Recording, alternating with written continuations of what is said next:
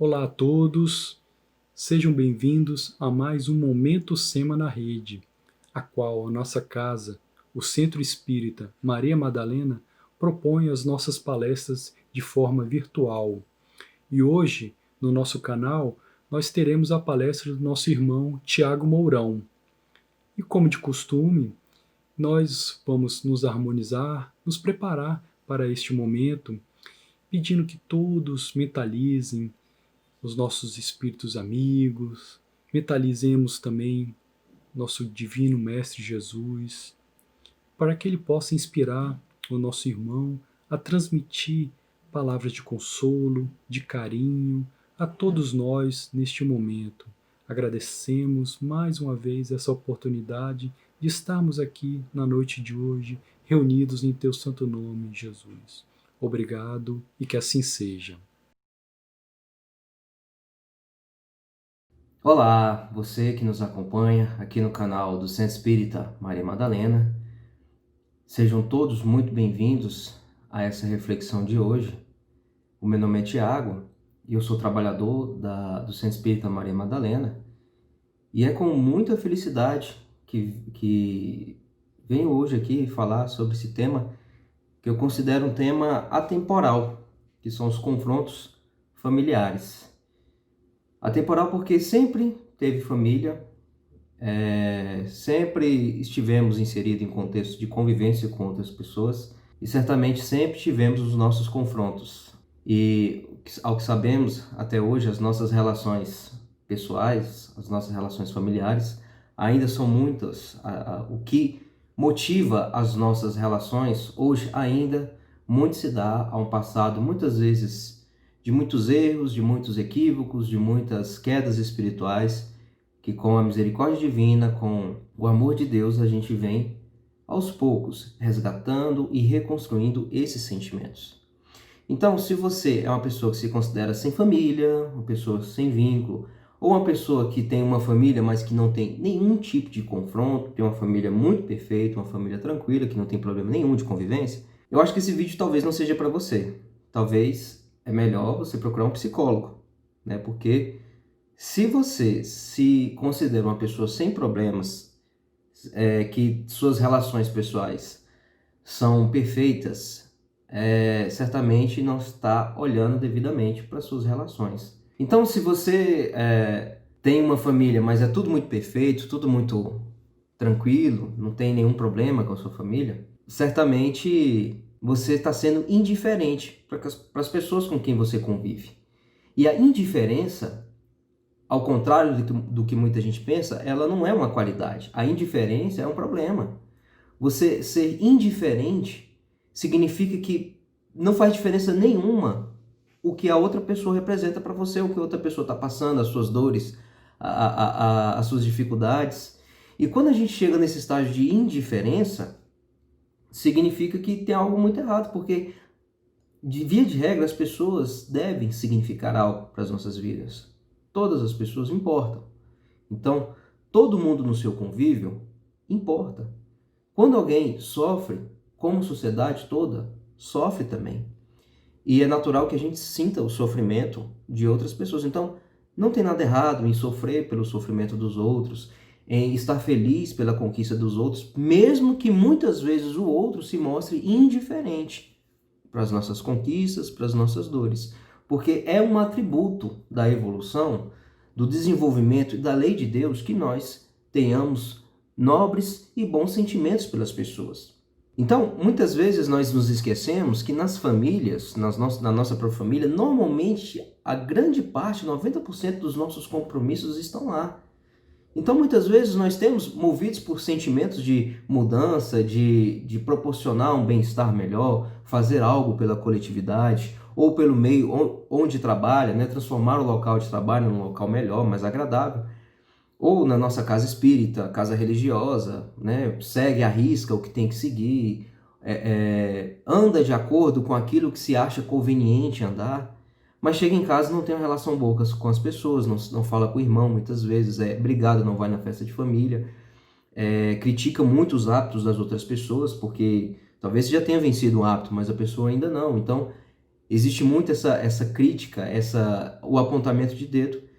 E aí a reflexão que fica: será que estamos fazendo certo em ser bons para os outros de fora e continuar sendo carrascos, julgadores, exercendo papel muitas vezes de punição dentro das nossas famílias, com julgamentos, com um coração mais fechado, intransigência, incompreensão para com os nossos familiares?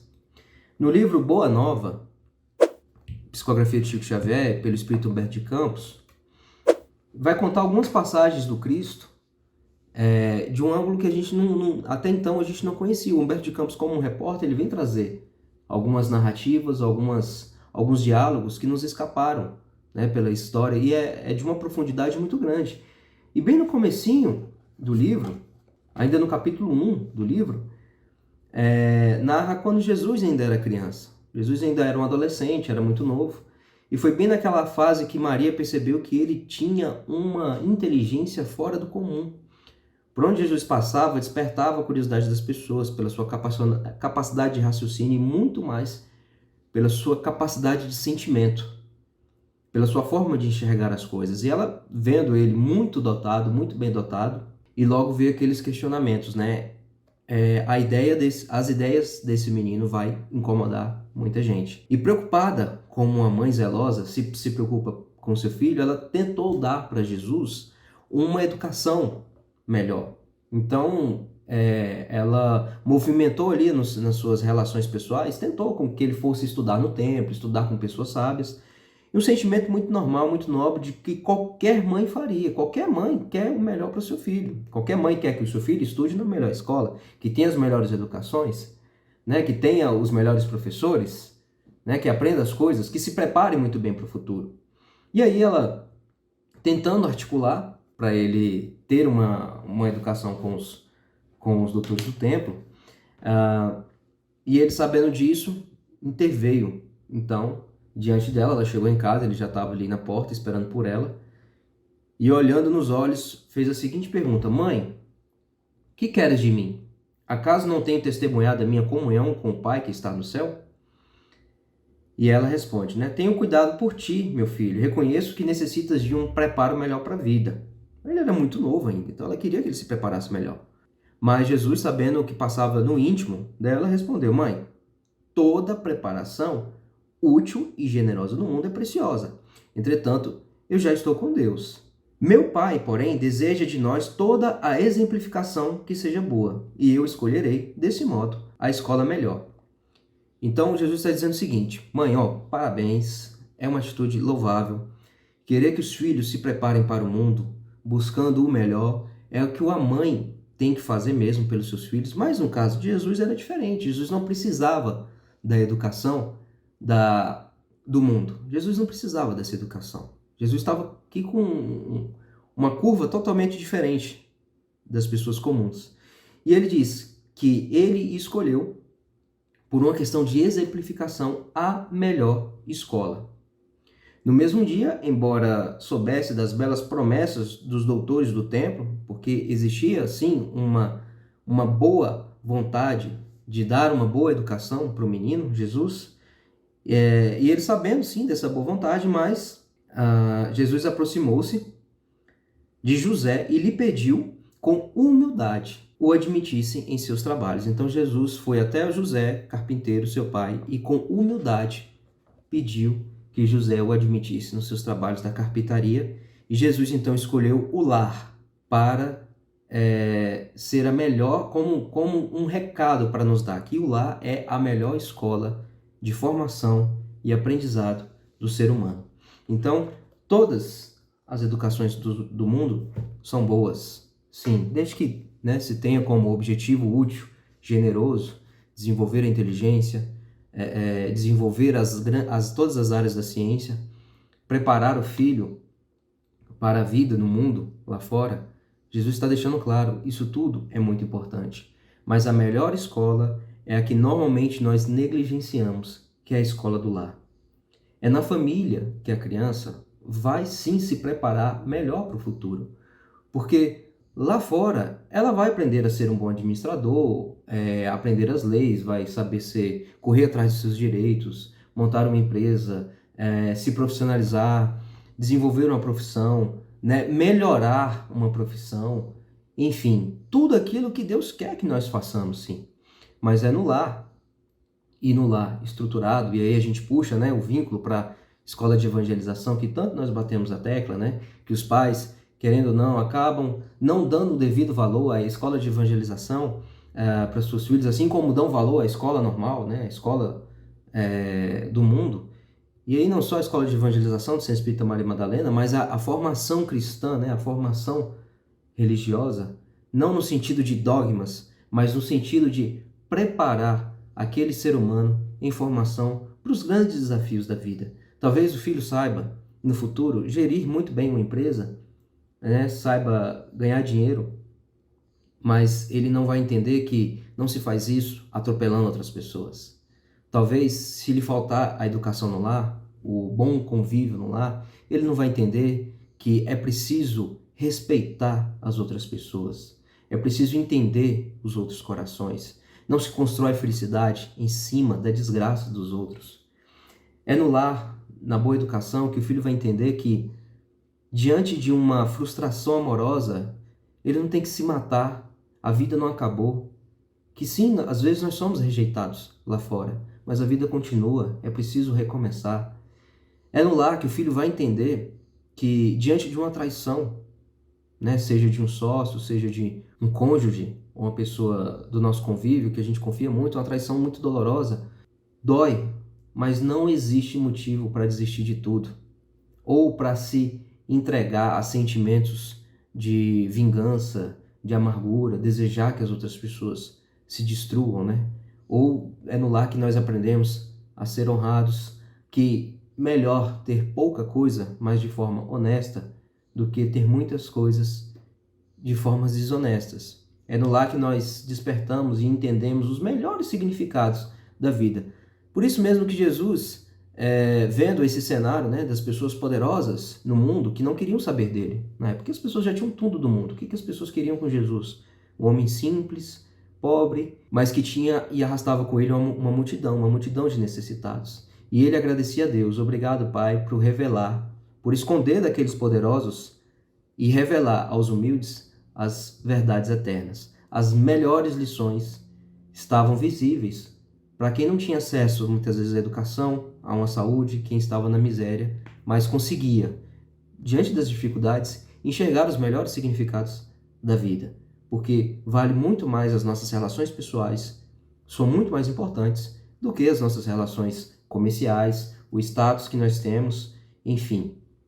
Vale muito mais do que qualquer fama e dinheiro que a sociedade pode nos proporcionar. Não raro hoje a gente vê, né, histórias, filmes, literatura que mostram muito bem isso. A pessoa constrói um império e no final daria tudo, trocaria tudo por ter uma boa convivência com seus familiares. Trocaria uma vida confortável materialmente por uma vida simples ao lado das pessoas que amam.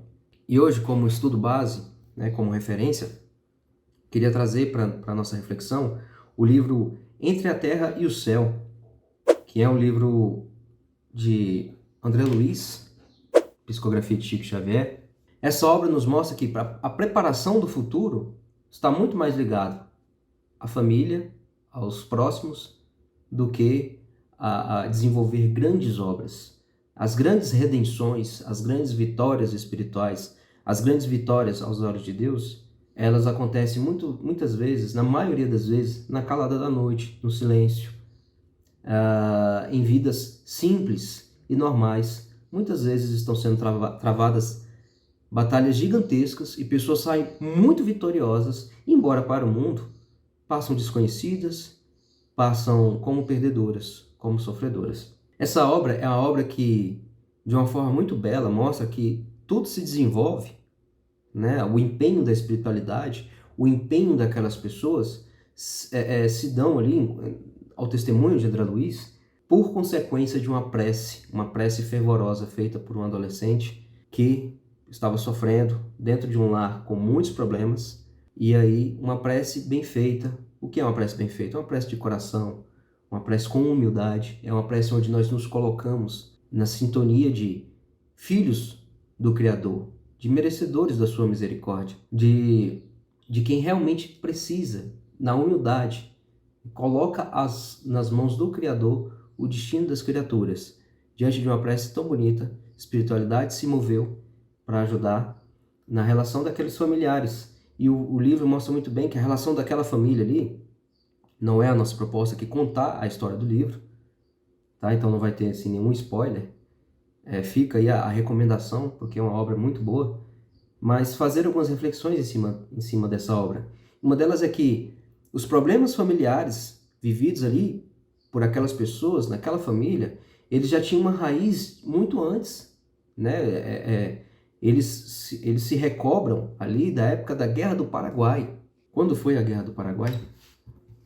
Eu tive que olhar aqui. A Guerra do Paraguai foi de 1864 a 1867, ou seja, quase 100 anos antes houve a Guerra do Paraguai. E claro, a relação daquelas pessoas, daquela família, é uma relação anterior, mas para o que eles precisavam fazer, né, a equipe espiritual fala, não, a análise daqui, da Guerra do Paraguai para cá, já é o suficiente para a gente conseguir fazer alguma coisa para ajudar essas pessoas. E muito se foi feito. Muitos dramas já aconteciam daquela época e certamente a relação dessas pessoas envolvidas eram de bem antes do que isso. Então, dentro da nossa família, as nossas relações certamente são bem antigas.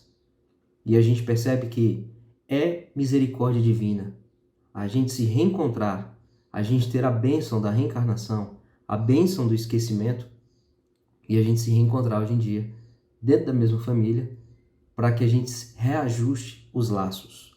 Então, no prefácio da obra, o Emmanuel, que faz o prefácio, a obra é do André Luiz, mas o Emmanuel faz o prefácio, ele diz o seguinte: dessa história, destacam-se os impositivos do respeito que nos cabe consagrar ao corpo físico e do culto incessante de serviço ao bem, para retirarmos da romagem terrena as melhores vantagens da vida imperecível. Uma das grandes reflexões dessa obra é justamente o pequeno período que a gente passa na Terra, num corpo de carne que é perecível.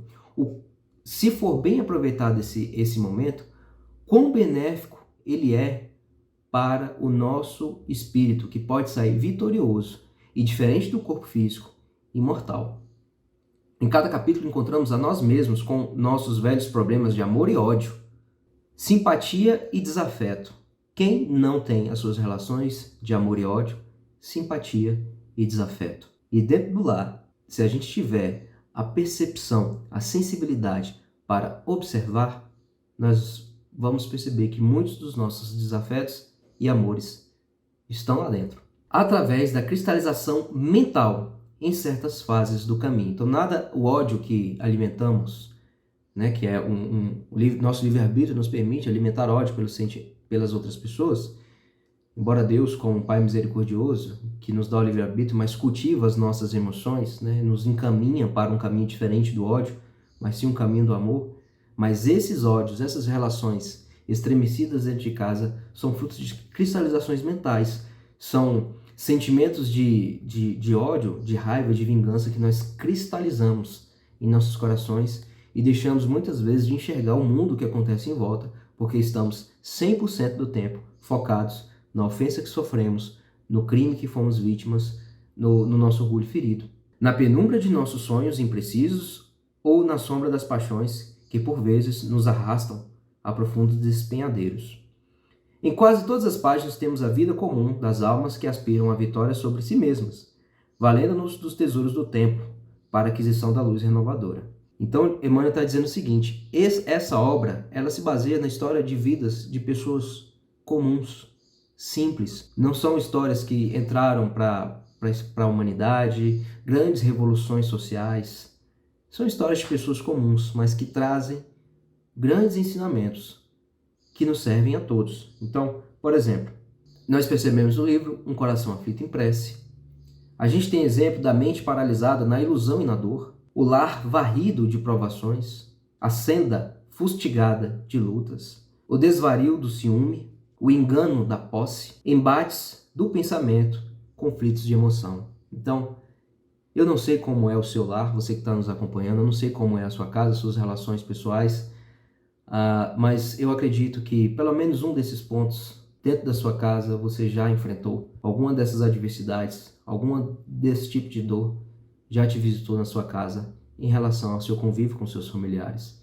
Então, se você se identifica com isso, um coração que muitas vezes precisa fazer uma oração porque não está aguentando as dificuldades, conflito de emoção com os seus familiares, os embates de pensamento, alguém que se engana com a posse, que quer muito e atropela as outras pessoas para ter as coisas e se move com o sentimento de posse, as intrigas, as lutas, as provações, as dificuldades que muitas vezes sem aviso prévio ou sem a gente entender por que as dificuldades nos batem à porta.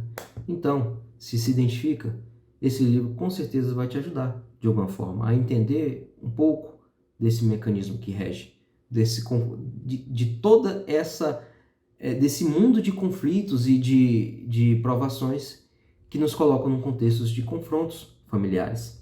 Em muitas ocasiões somos induzidos a fitar a amplidão celestial, incorporando energias para conquistar o futuro. Entretanto, muitas vezes somos constrangidos a observar o trilho terrestre, a fim de entender o passado, a que o nosso presente deve a sua origem. Então, muitos dos nossos dramas, muitas das nossas dores de hoje têm as suas raízes no passado.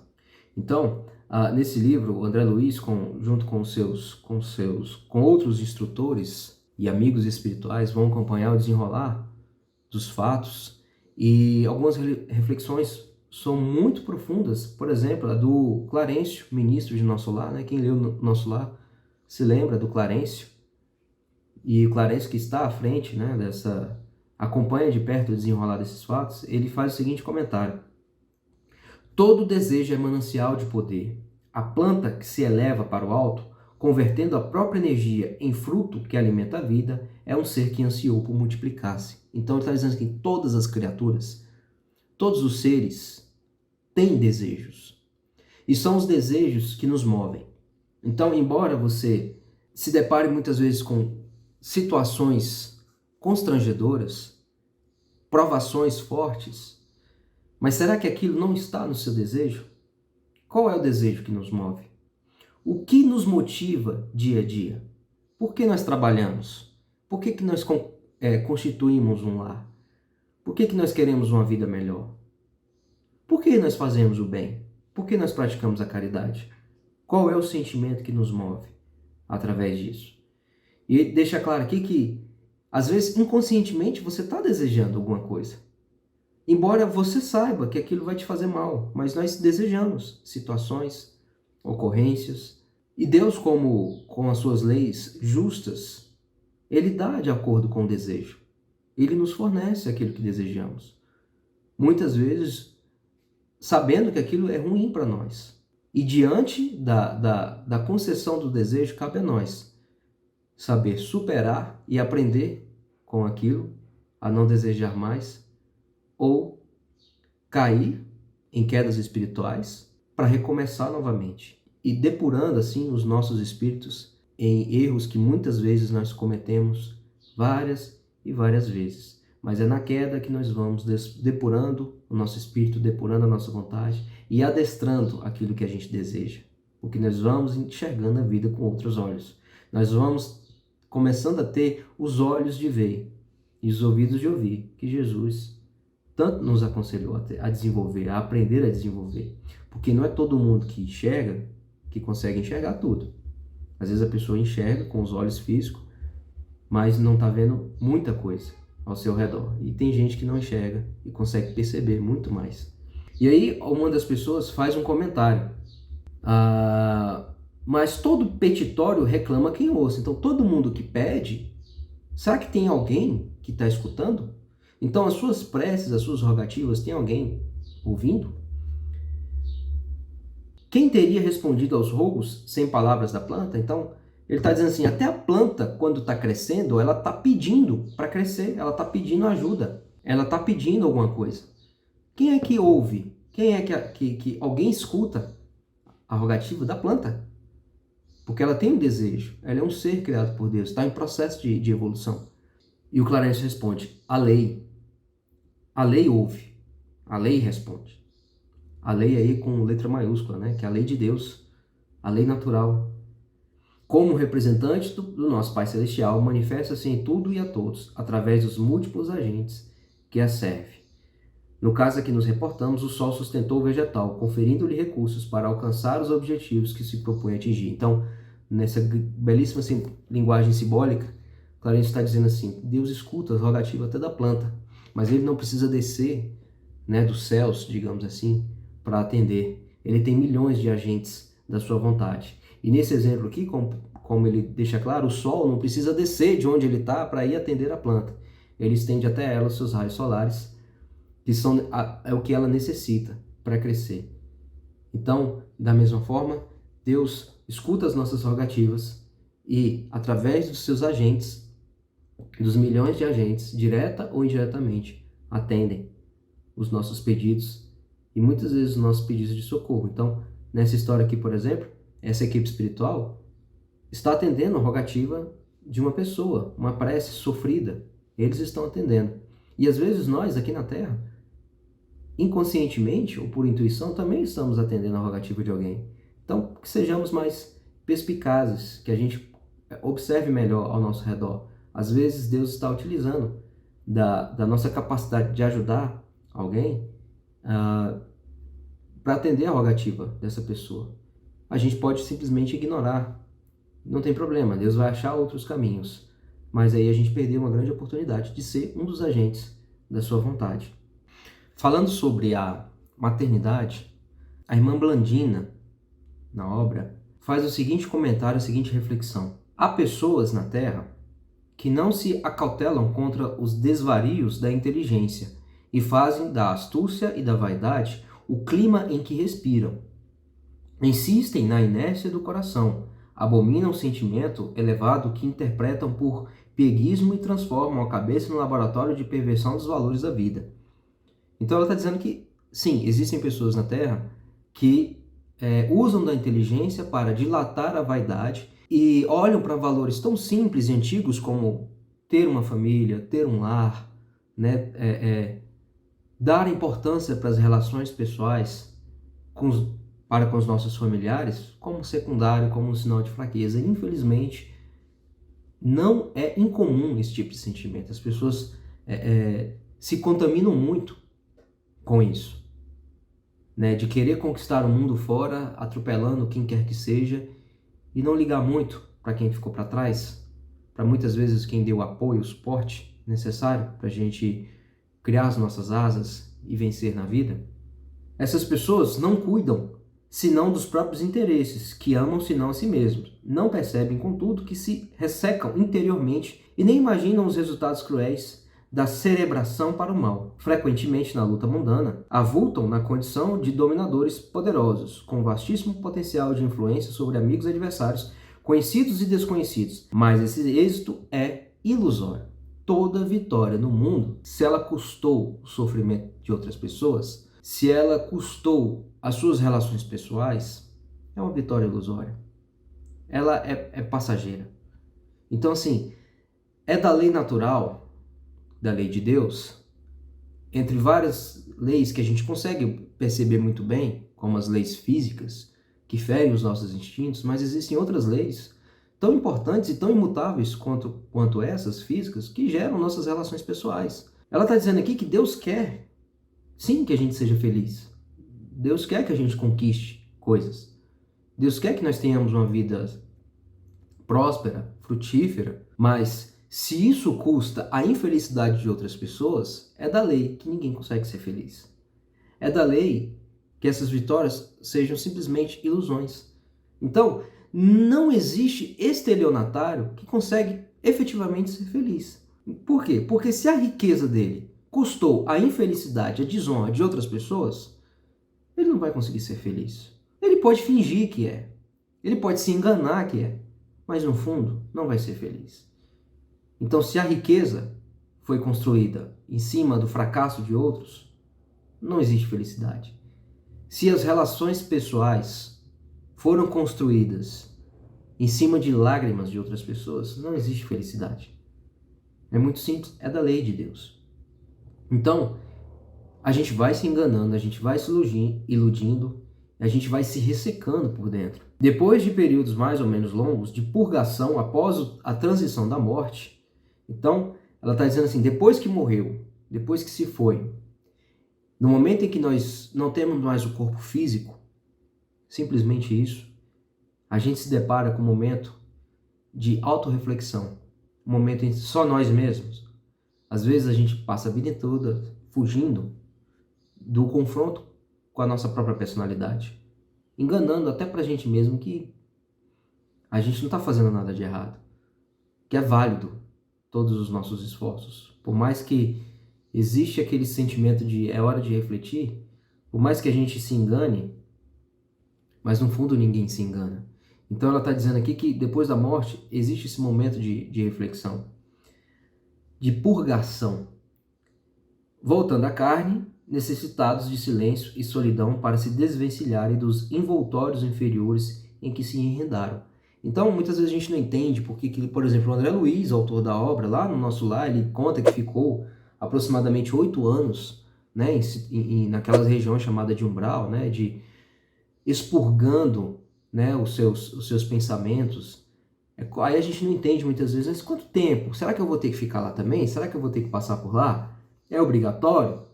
Às vezes a gente se apega a uns conceitos meio errados, meio sem sentido, que não vão levar a lugar nenhum. Ao meu entender, essas regiões umbralinas, o umbral, né, esse período de expurgo, é mais ou menos como aquela água suja que a gente deixa parada ali e ela vai, né, os detritos, aquela composição suja da água, né, a terra, a sujeira, ela vai abaixando e se depositando no fundo. Então isso demora tempo. Então essas regiões de expurgo são regiões, sim, de sofrimento, mas é um sofrimento que tem muito mais a ver com aquele sofrimento de hospital, onde a gente, né, sofre, mas sofre em busca da melhora, do que um sofrimento punitivo. Então é necessário que os espíritos muitas vezes passem por esse processo de expurgo, de contato com a própria consciência, para enxergar os erros que cometeram, para enxergar os equívocos, porque ninguém consegue avançar, ninguém consegue recomeçar de forma falsa, tentando se enganar. O recomeço, através da reencarnação, ele exige que a pessoa queira, que a pessoa compreenda a extensão dos seus erros. Então, por isso que esse período ele é muito importante, para que a gente consiga purificar um pouco, purificar as nossas consciências, para ter contato com os nossos próprios atos. E aí ela diz o seguinte: imagine que a terra se recusasse a auxiliar as sementes que esperam reviver. Então ela faz uma analogia muito interessante da semente que entra na terra e ela, de certa forma, deixa para trás aquilo que não necessita para crescer algo melhor. Imagine se a terra que recebe a semente não quisesse a semente. Aquilo fosse incômodo demais para ela. Falou, não quero essa semente. Isso vai me transformar de alguma forma? Isso vai demandar de mim nutrientes? Eu não quero essa semente, não quero que ela germine. Já pensou se a terra recusasse as sementes? Então ela diz o seguinte: o solo expulsá-las-ia e, em vez de germes libertados para a vitória da plantação, teríamos tão somente pévides secas, são sementes secas, sem utilidade nenhuma. Né? O que guarda dentro de uma semente? Né? A semente é uma coisa tão pequenininha, mas a gente não sabe quantos frutos podem sair de lá. Em verdade, a maioria das mães é constituída por sublime falange de almas nas mais belas experiências de amor e sacrifício, carinho e renúncia, dispostas a sofrer e a morrer pelo bem-estar dos rebentos que a providência divina lhes confiou às mãos ternas e devotadas. Contudo, há mulheres cujo coração ainda se encontra em plena sombra. Então ela está fazendo uma analogia aqui com uma mulher que recebe a criança no seu ventre e decide não querer, não ter. Claro, é uma escolha pessoal, mas ela compara a terra que não quis receber a semente. Ao contrário, a mãe, né, a mulher que quer, que aceita receber, ela está, de forma análoga à terra, dando oportunidade para aquela semente deixe suas cascas, as suas impurezas para trás, para renascer como uma planta que vai cumprir o seu papel, que vai oferecer frutos, sombra, participar do processo de oxigenação, enfim, uma árvore que vai renascer para algo melhor, deixando para trás o que a impedia o crescimento. Então, a maternidade, ela faz essa analogia belíssima, que a maternidade, ela tem essa relação, né, da mãe. As mães, elas têm esse desejo de verem os seus filhos, que são filhos de Deus, na verdade, como seres humanos que deixaram para trás as suas cascas. Lá na frente diz o seguinte, que a carne, o corpo humano, é um vaso anímico de elevado poder magnético ou um molde vivo destinado à fundição e refundição das formas. Então, pode parecer um pouco sem sentido que seres eternos, como os espíritos, como todos nós somos seres eternos, precisemos passar por experiências rápidas em corpos perecíveis, em corpos que morrem, às vezes com muita facilidade. Mas ele diz aqui, ela continua e fala aqui, esse vaso atrai a alma sequiosa de renascimento que lhe é afim, reproduzindo-lhe o corpo denso, no tempo e no espaço, como a terra engole a semente para doar-lhe nova germinação, consoante os princípios que encerra. Maternidade é sagrado serviço espiritual, em que a alma se demora séculos, na maioria das vezes aperfeiçoando qualidades dos sentimentos. Então, a maternidade é uma bênção, é uma das coisas mais bonitas. Chico Xavier dizia que o segredo da maternidade, né, o segredo de ser mãe, é algo que só Deus entende, o sentimento da maternidade. Então, o espírito está entrando no corpo, às vezes, para moldar um sentimento que está há séculos cristalizado. Infelizmente, às vezes, a gente dá um valor excessivo à carne, ao corpo físico, e nos falta essa compreensão, que o espírito ele é eterno. E a experiência na carne, ela é benéfica para moldar os sentimentos do espírito. Então, quando nós entendemos isso, nós sabemos que, de fato, ninguém morre. Nosso corpo físico é que morre. Não existe mal que nos atingirá para sempre. Todos aqueles que estão perdendo as suas vidas e todos aqueles que estão perdendo parentes para essa pandemia, para esse vírus, deveriam carregar em seus corações a certeza que nenhum vírus vai ser capaz de matar o espírito. Nenhum mal vai atingir para sempre.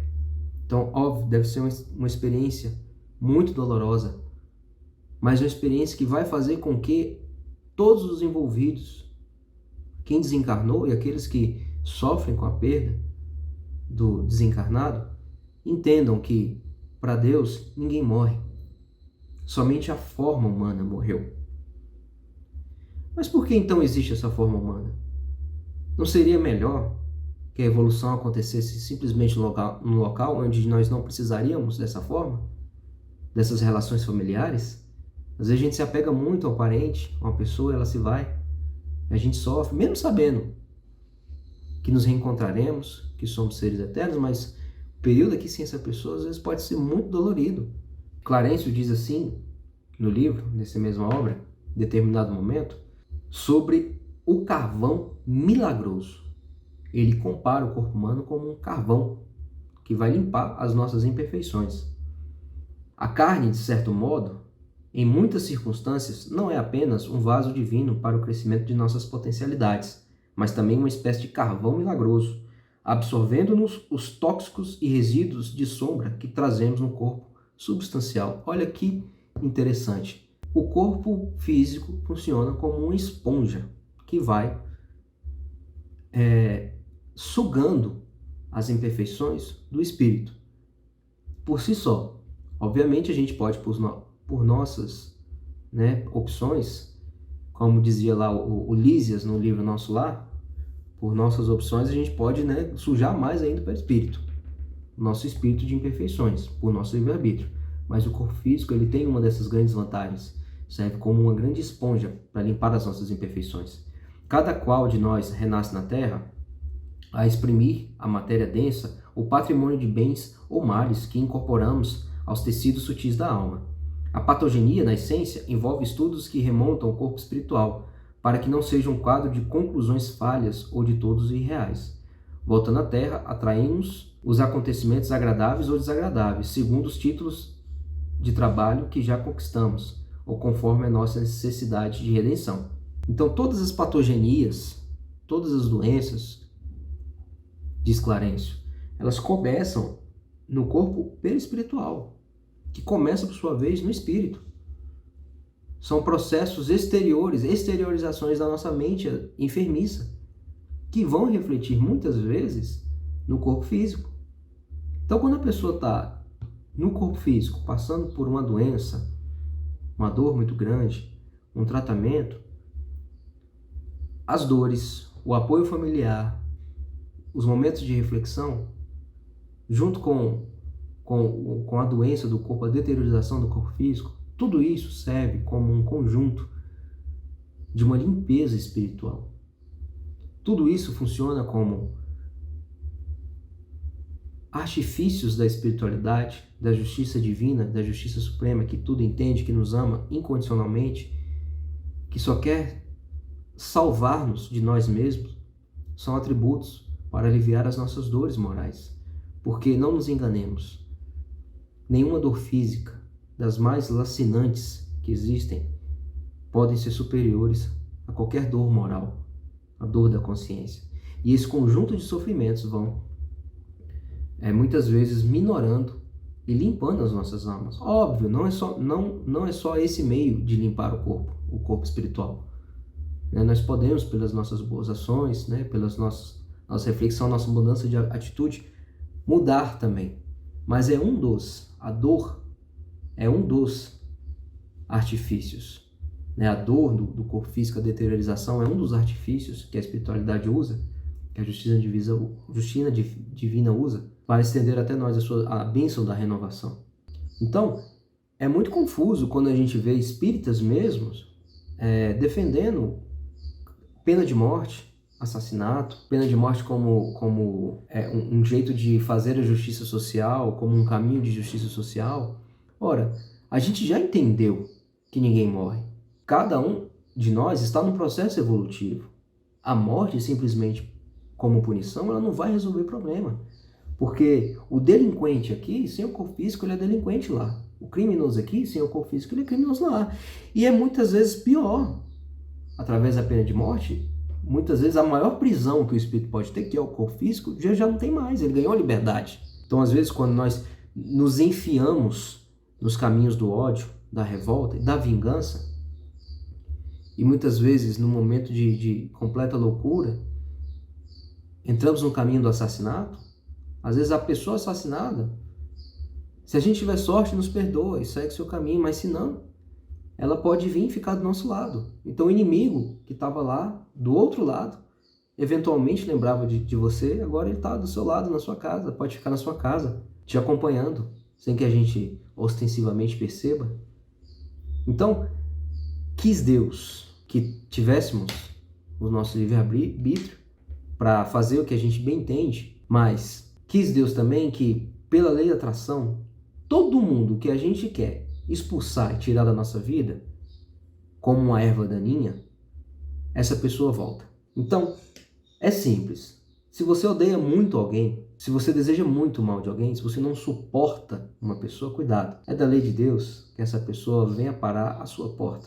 Se você não consegue enxergar uma qualidade na pessoa, se você não consegue ter a misericórdia, a indulgência para entender a falha de alguém, e você taxa simplesmente a pessoa como uma pessoa ruim que deveria ser exterminada, claro, hoje em dia já não é tão comum, graças a Deus, a gente partir para o assassinato, mas se você bloqueia totalmente uma pessoa da sua vida, porque a pessoa não vale a pena, você quer mais que essa pessoa deixe de existir, se pudesse essa pessoa deixaria de existir, cuidado, essa pessoa volta, porque Deus quer que nós nos reajustemos. Para Deus, todas as pessoas têm valor. Para Deus não existe caminho de evolução se você odeia. E é dentro de casa que normalmente se faz esses desajustes. Nas relações pai, filho, irmãos, irmãs, que nós vamos nos reajustando com aqueles que a gente não conseguia enxergar uma qualidade. Às vezes, numa relação de irmão, de pai e filho, é que nós somos obrigados a enxergar no outro as qualidades que, se não fosse dentro da família, a gente não enxergaria. Então, ele deixa claro aqui que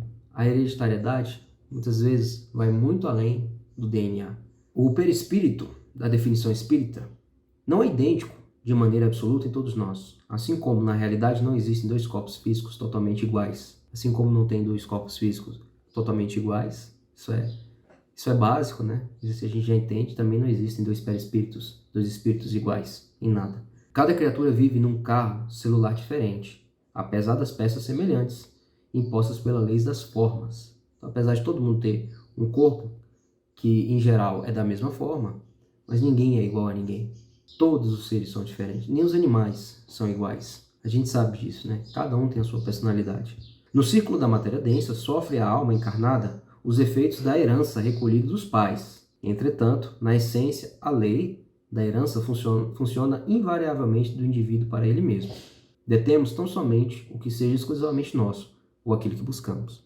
Então, muito mais do que os aspectos físicos da hereditariedade, ou as doenças, muitas vezes, né, que são congênitas, são passadas de geração para geração, a hereditariedade ela é muito além disso. Nós geralmente nos unimos pelos nossos laços de amor e ódio. Renascemos na Terra junto daqueles que se afinam com o nosso modo de ser. O dipsômano, ou as pessoas que são, né, viciadas na ingestão de bebidas alcoólicas, ele não adquire o hábito desregrado dos pais, mas sim quase sempre ele mesmo já se confiava ao vício do álcool antes de renascer. Então ele está dizendo o seguinte: a pessoa nasceu numa família em todo mundo bebe muito, e aí ele vai usar aquele discurso para dizer: eu aprendi assim desde criança. Mas se o espírito já não traz mais essa tendência, ele não vai se enveredar por esse lado, por esse caminho. Mas nós normalmente nascem na nossa família aqueles que se afinizam conosco, que têm os mesmos hábitos. Há beberrões desencarnados que se aderem àqueles que se fazem instrumentos deles próprios. A hereditariedade é dirigida por princípios da natureza espiritual. Se os filhos encontram os pais que precisam, os pais recebem da vida os filhos que procuram. Então, às vezes a gente está recebendo no nosso lar aquele irmãozinho que a gente machucou, que a gente cometeu atrocidades, que nos perseguiu tanto no mundo espiritual, e a gente recebe no nosso seio para reajustamento, uma dádiva da espiritualidade, é uma dádiva de Deus. Às vezes nós recebemos as companhias que simplesmente gostavam dos vícios que a gente comete aqui, né? dos excessos, e a companhia espiritual também gosta dos excessos, porque carrega em si,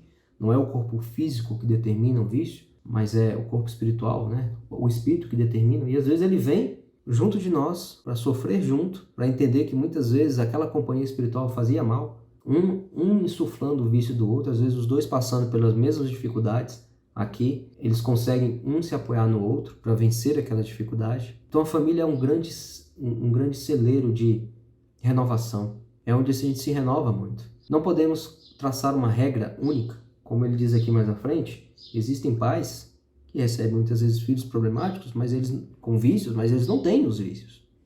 Pode acontecer também. No campo das grandes virtudes, os pais usam, por vezes, a compaixão retificante, empenhando-se em tarefas de sacrifício. Temos no mundo mulheres e homens admiráveis que, consolidando qualidades superiores na própria alma, se dispõem a buscar afetos que permanecem à distância, no passado, em tentativas heróicas de auxílio e reajustamento. É da lei que nos ajudemos uns aos outros. É da lei que, em família, a gente reconstrua os nossos laços. Se temos confrontos familiares, é normal. Nós não somos perfeitos. É preciso ter paciência com aqueles que dividem o nosso lar, com aqueles que convivem conosco. Nós não sabemos o que fizemos lá atrás. Nós não sabemos que, às vezes, a espiritualidade fez um esforço enorme para nos colocar e a gente não dá valor àquilo. A gente corta relações, muitas vezes, com a família sem necessidade, sendo que a gente não está aproveitando a oportunidade de refazimento. Os confrontos familiares, eles são importantes, fazem parte. Mas o que Deus quer é que a gente consiga, através das dificuldades, da dor, a reconciliação, a paciência, o diálogo, o reajustamento. Nesse livro a gente vai ver que grandes inimigos do passado, através do seio familiar, conseguem, com muita dificuldade, claro, mas conseguem o reajustamento, conseguem a renovação que Deus tanto espera de nós. Que Jesus seja o nosso guia, que as suas lições sejam a nossa bússola, principalmente nas nossas relações pessoais. Que tenhamos paciência, misericórdia, que tenhamos indulgência com os nossos familiares. Que tenhamos também pulso firme, quando for a hora de ter, porque é da lei que ajudemos uns aos outros. Então, se identificamos exageros e excessos, que possamos interferir se esse for o nosso papel, mas que, como grande exemplo do nosso Mestre Divino, que não deixa de interferir, não deixou de corrigir, de chamar a atenção, mas que nunca deixou de nos amar, que amemos uns aos outros. Afinal de contas, todos esses recursos da espiritualidade maior, a reencarnação, o véu do esquecimento, o corpo físico, que funciona muitas vezes como um escudo, um bloqueio psíquico, ou uma esponja que nos limpa o nosso perispírito, todos esses recursos, nada tem além do objetivo de nos induzir a aprender a amarmos uns aos outros. Que todos tenhamos uma boa semana, fiquem todos com Deus e até a próxima.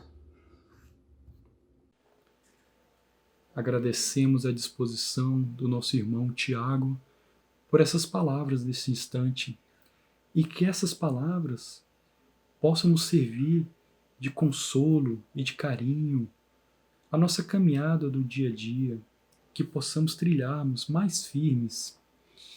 E vamos pedir que a espiritualidade amiga possa nos intuir e nos inspirar cada dia que passa. Que Jesus, nosso Divino Mestre, possa estar ao nosso lado, sempre nos iluminando essa nossa caminhada. Pedimos também que a espiritualidade amiga possa fluidificar a cada um em sua casa um pouco da água que disponibiliza, que essa água sirva de remédio para a cura de qualquer mal, tanto do nosso corpo físico quanto do nosso corpo espiritual. E que possamos nos encontrar novamente numa próxima oportunidade, e que assim seja. Obrigado a todos e fiquem com Deus, e até uma próxima oportunidade aqui no Momento Sema na Rede. Nem se eu pudesse ter o pôr do sol, a lua, as estrelas, toda natureza, nem se eu tivesse todo ouro e não tivesse um amigo, nada teria. Pois quando eu começasse a me sentir sozinho, quem é que me consolaria?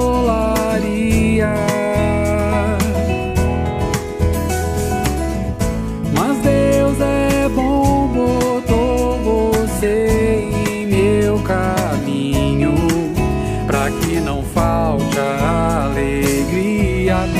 Você vai estar para sempre dentro do meu